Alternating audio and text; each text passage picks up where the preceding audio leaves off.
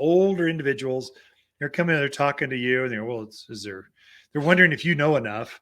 Well, is there someone else that is maybe a man here? You see this weird cultural thing that happens. And when you're talking to a person that's foremost knowledge of the entire, probably state, at least for the Central Highlands, it knows plants. She grew up in the business. And then I see that a little bit with our kids. They were the same. They're in their late 20s.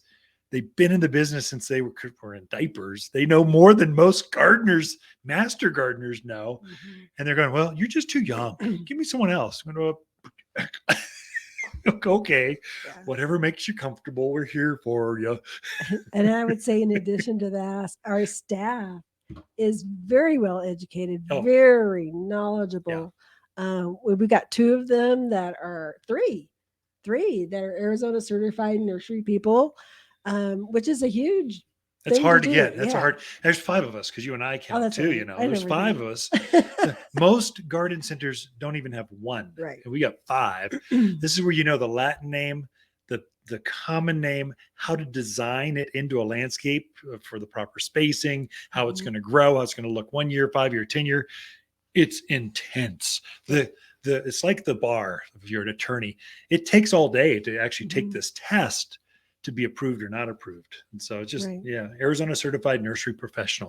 It's pretty intense. Yeah. So we have 5 on staff, and then just our staff is very knowledgeable. We do a lot of training. We do a lot to inform them so they can help our customers. And that it's sort of important for people to know.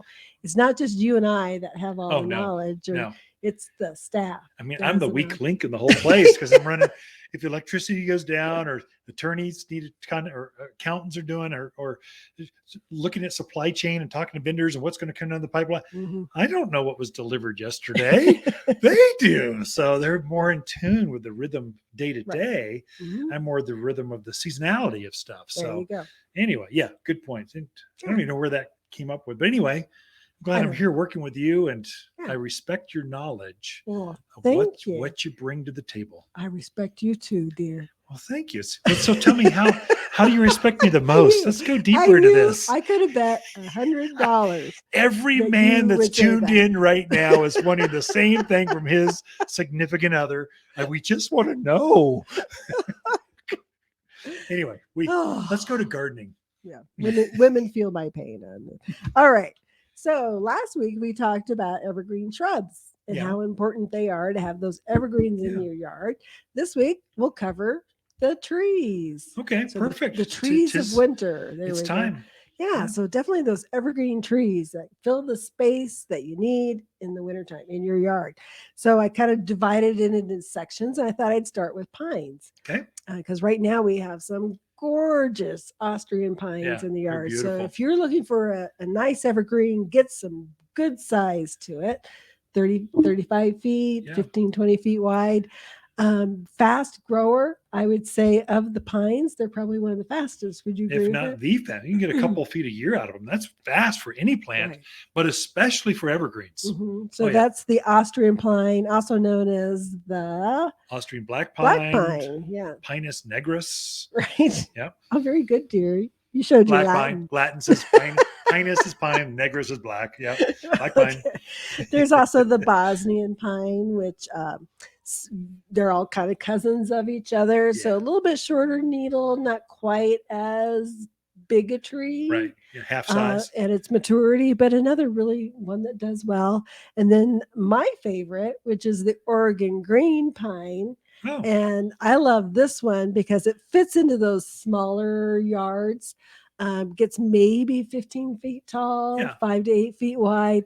It has a shorter needle to it than the Austrian, but it's very dense, very lush. Super and that green is just, wow, that's green. So nice little tree for a lot of the yards around here. And all those you have in stock right now. So they're of course, we're building up a lot like the Oregon green. Right. That makes a good Christmas tree. It's just so perfectly layered, shorter needle, dense. Just screams, hug me. Of course, it's kind of pokey, but it looks fuzzy. There is one you can hug. Okay. Is the Vanderwolf pine. Oh, good. So we do have some lovely Vanderwolfs and kind of a variegated needle on it. We always kind of call it the teddy bear tree because you could go stroke it, hug it, and it's not going to poke on you. Yeah. Yeah, so that's it looks like it's a pine tree that went to the hair salon, hairdresser, and got a do, came back and went, plant me. It looks like that because you can't go by it without touching it, going, oh, admiring it. It really is a pretty one. Of course, the spruce, they do quite well in our area as well. The Colorado blue spruce is probably one that most people are familiar with. They have come out with the baby blue, which really is a beautiful blue for the spruce. It really keeps its color. It has that real silvery blue. Little smaller there again for compared to the Colorado spruce, but a really pretty tree. I'm very impressed with how their uniformity and their size and their color. It looks like a Christmas tree, only it's got bright silver. You put little Christmas lights on that out in the yard, or miniature lights. Beautiful. The thing is going to glow at night. It's so silvery blue, and the needles are about the same length, but there's more of them. Yeah. So it has this perfect shape to it. And quite honestly, Colorado spruce, it's a great tree. It's the fastest growing of all the spruce, but it's too big for most yards. The baby blue eyes, the backer eyes, some of these others, Fat Albert spruce, there's so much, they're uniform, they're brighter colored, and they don't get so doggone big. Easier in the landscapes. Yeah, definitely. And they're just as hardy as as the native Colorado spruce. Black Hill spruce, which is another nice short needle green, a little on the slower growing side. And then, of course, Alberta spruce, which is great if you're looking for a living tree or you like to decorate out in your yard. They do tremendous in containers because they're so slow growing. They're easy to grow in a container. Yeah. You had some come in. They were the biggest ones I've ever seen. They're taller than I am. Yeah. For an Alberta spruce, if you've got really green thumbs, it might grow 3 inches a year. This thing is now taller than I am. Think how old this tree is. Yeah. It's like instantaneous spectacle. It's just beautiful. To get them that size is unusual, and they are beautiful. Yeah. I would agree. And only found at Waters Garden Center. Yeah. 1850. Truly, that's the case. Truly, yeah. Right. So then we kind of went into the cypress. So we have the blue ice Arizona cypress. Does very well. Very pretty tree. We have one from called Chaparral, which is a little more of a sagey green Arizona cypress. Yeah. Really nicely out there. We have Deodar cedars, and then Atlas cedar. You should explain Atlas because most people don't know what that is. So it's the Atlas. I think there's a huge one down at the courthouse. Yes, it's the statehood tree down on right downtown Prescott on the courthouse. That is the statehood tree. They planted 2 of them back in 1914, and now they're like towering above the elm trees. Yeah, I don't think people even really see them sometimes. They're so big. They're so big, it's huge. But we also have those in a serpentine, so they've trained it to do like an S shape, and then also weeping, where it just kind of bends over and grows down. I love those. I think they're spectacular. But nice silvery blue, just a really nice little layered tree. I think they're beautiful. Drought hardy as all get out.